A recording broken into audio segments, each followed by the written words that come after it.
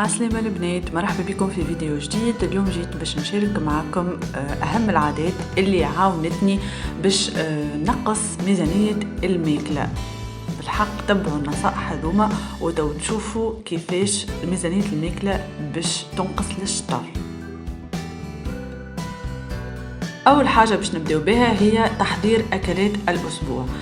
تشد بلوك نوت وإلا ورقة تكتب فيها أنت شنو باش تطيب على طول الأسبوع هذاك، تحط كل يوم شنية باش تطيب هكاك. أول حاجة تعرف روحك من بعد كي تمشي تقضي شنو باش تاخذ بالضبط، شنو اللي ناقصك، وزيدا يرتحك من التعب متاع كل يوم ايش باش نطيب. انا لهنا ديما كي نبدا نكتب في الاكلات الاسبوع ديما نحاول مثلا نهار الاحد حطيت باش نطيب كانيلوني ومعها سلطه كحوليه، نهار الاثنين باش نعمل مرقه لوبيا وسلطه بلانكيت، معناها باش نستعمل شويه من سلطه كحوليه نستعملها في عود السلطه المشويه تجي بنينه على الاخر. دونك ديما نحاول هكاك ننظم الماكله نتاعي.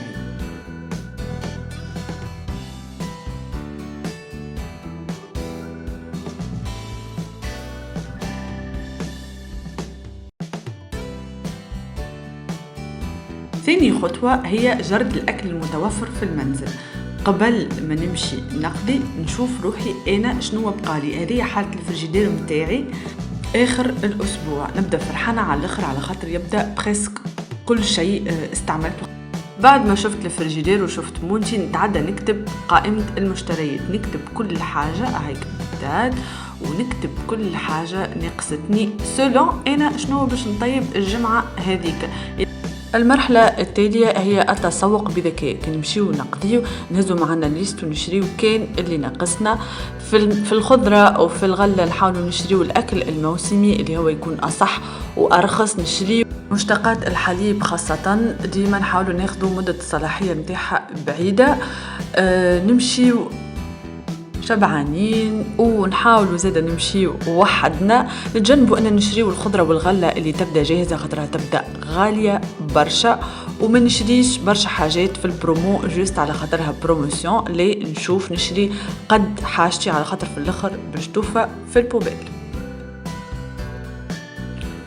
توا باش نحكي لكم على حفظ الاكل اللي هو يخلي ماكلتنا ما تفسدش في ساعه. انا لهنا نستعمل في الساشي اللي يتسكروا من الفوق، محلاها على الاخر هذيا فيها دو تاي نتاع ساشيات. ننظف شويه الخضره نتاعي كما لهنا الكلافس، نخرج منها الهواء ونسكرها هكاك، نستحفظ على الخضره نتاعي اطول وقت. كيف عملت مع البصل الاخضر، نظفته وخبيته في الساشي هكاك الريحه نتاعو ما تخرج في الفريجيدير، وزاده يقعد لي بالحق صالح بالكدا وما يشيحش ما يوليش خايب.